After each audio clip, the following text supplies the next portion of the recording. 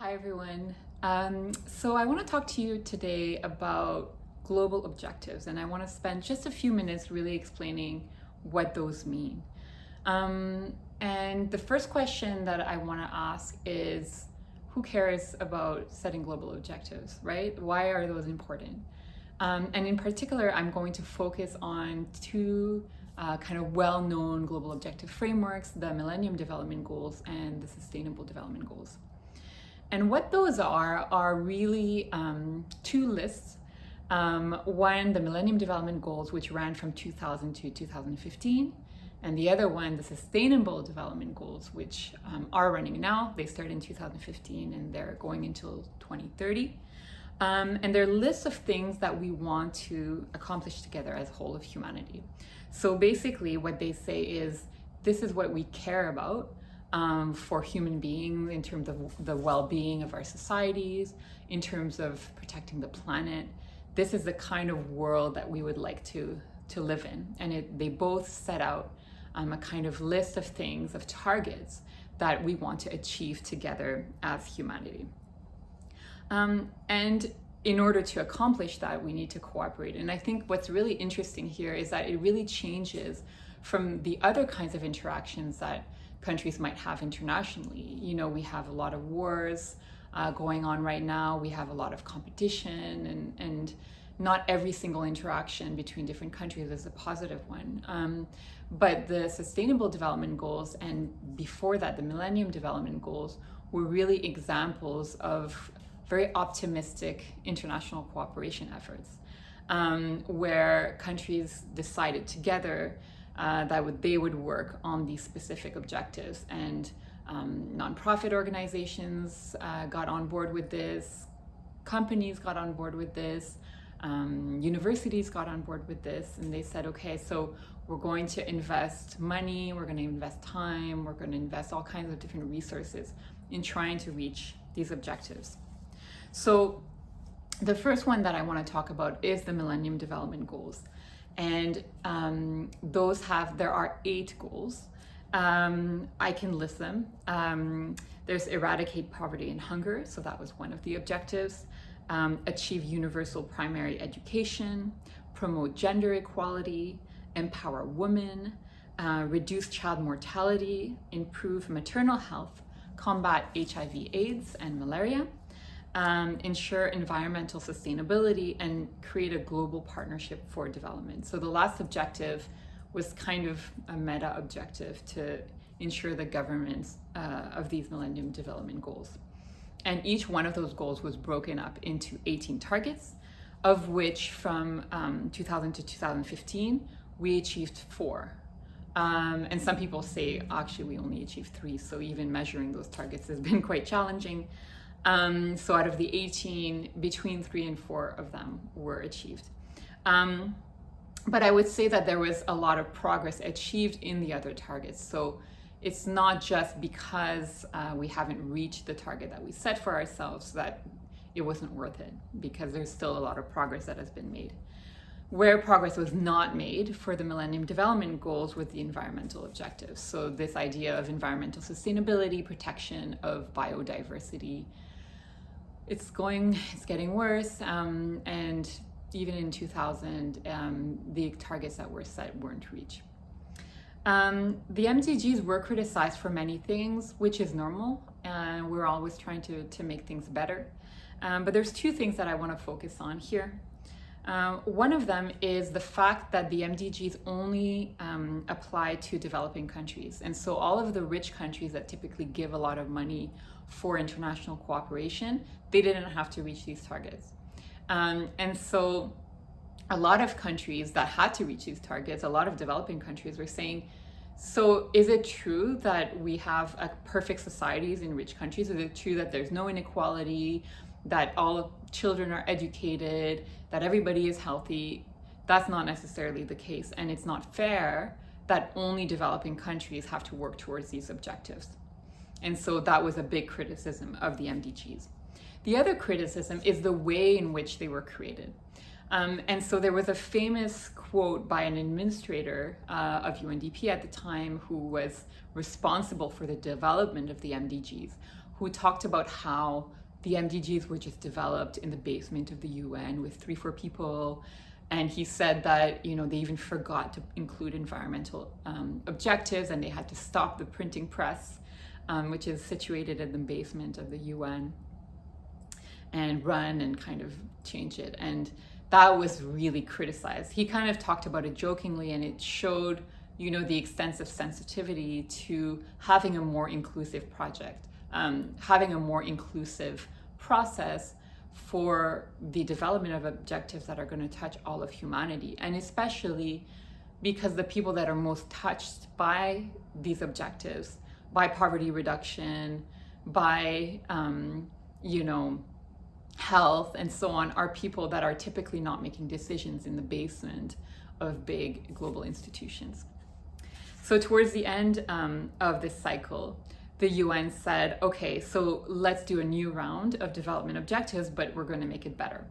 And so they developed the Sustainable Development Goals, which were adopted in 2015 and are now going on until 2030. And the first thing to note is that those two objectives, or those two issues that I mentioned, were addressed. So one, they did in 2012, they started a global consultation, and there were several elements to that global consultation. So they did a survey where 1 million people around the world participate. 1 million people is definitely better than 3 people, but bearing in mind that we're talking about the global population here of 7 billion, but still. They also asked countries that are member of the UN, of which there's 193, to hold consultations. And they developed an online platform where they invited experts of various kinds from around the world to input, how should we measure and how should we think about poverty and the different kind of streams of objectives. And the other big innovation was that it applied to everyone. So now it's not just some countries or poor countries that are touched by these development objectives, even countries that are wealthy, that are donating a lot of their public funds for international development, they also need to participate in the Sustainable Development Goals. In the end, there were 17 goals that were developed, and they were broken down into 169 targets. So it was so much more, so much more. I'm not going to read all of those objectives, but there were some objectives that were continued. For example, eradicating hunger and poverty, achieving education. There were a lot more on women's rights, for example, promoting equality in the workforce. There were objectives separately on climate, on biodiversity, on protection of the oceans. There were objectives on peace, which there wasn't before. So there was much, much more comprehensive. The pandemic slowed many of the objectives. So there was more optimism and kind of being on track before the 3 years of the pandemic, which really slowed a lot of objectives. It slowed the gender equality objectives. It slowed the education ones, obviously the health ones. A lot of kind of inclusion in the economic sector objectives were also slowed. And as we all know, it's been hard for many countries to kind of get back on track in terms of societal progress since then. The environmental objectives are still very much struggling. So, climate change, protection of biodiversity, those are still enormous concerns, as are the objectives around peace and security around the world, right? So there's so many different conflicts and wars happening right now. And so that's been a really, really big challenge in the attainment of the SDGs, not just because one of the objectives is peace and promoting democracy, but also because of the secondary effects that these have on people's lives and quality of life. And those are touched as well.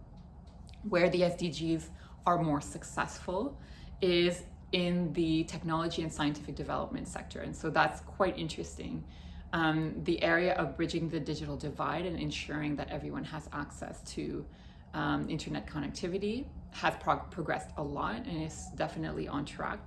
Also, the capacity of countries around the world to develop renewable energy sources has also developed.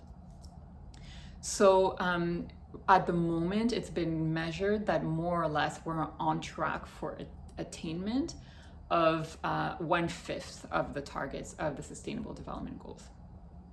So what's next? At the moment, there's been a lot of conversation about the potential of accelerating the SDGs, maybe with the use of new technologies and AI. These seem to be developing quite quickly, and it's always really important to think about how we could use these new technologies for good. And this kind of roadmap or list of global objectives of the SDGs is a really good target for the development of new technologies. If there's a way to harness these technologies to attain these objectives, I think it would be really worthwhile, and a lot of people are thinking about that.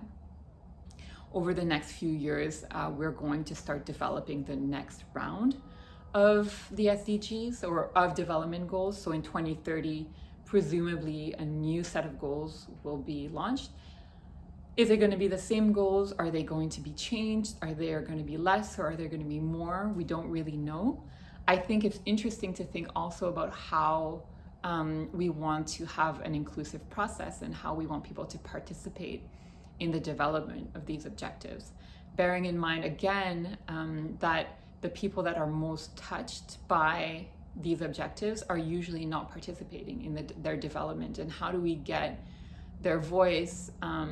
People that are, for example, unhoused, homeless people, people that are on the other side of the digital divide, people that speak languages that are, very rarely spoken, people that are experiencing humanitarian crises, for example, or refugees moving, people that are modern slaves. There's so many different kinds of people that don't get to make decisions around global policy and how we could make the world a better place. And so I think it's a really good question to ask now, how we could include some of their perspectives.